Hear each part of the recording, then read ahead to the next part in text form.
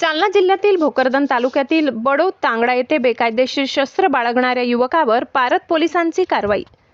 जालना जिल्ह्यातील भोकरदन तालुक्यातील वडोद तांगडा येथे बेकायदेशीर शस्त्र बाळगणाऱ्या युवकावर पारत पोलिसांनी कारवाई केली।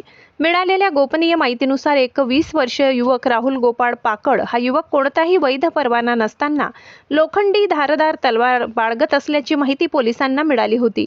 या माहितीच्या आधारे पोलिसांनी बुधवारी दुपारी 2:45 वडोद तांगडा येथे छापा टाकला।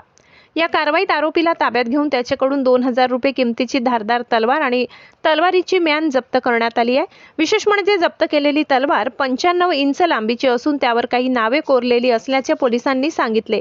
या प्रकरणी पोलीस कर्मचारी कृष्णा गवडी यांच्या फिर्यादीवरून पारत पोलीस ठाण्यात गुन्हा क्रमांक 109/2025 नोंदविण्यात आला। भारतीय शस्त्र अधिनियम 1959 अंतर्गत कलम 425 प्रमाणे गुन्हा दाखल करण्यात आला। दरम्यान बेकायदेशीर शस्त्र बाळगल्याविरोधात पोलिसांनी कठोर भूमिका घेतल्याने परिसरात कायदा व सुव्यवस्था राखण्याकरिता पोलिसांची सक्रियता वाढल्याचे दिसून येत आहे। सध्या या प्रकरणाचा पुढील तपास सहाय्यक पोलीस निरीक्षकांच्या मार्गदर्शनाखाली ASI सुभाष जायभाय करीत आहेत, अशी माहिती पोलीस सूत्रांनी दिली। News reporter Jaber Hussain Pathan, India news pulse, Jalna.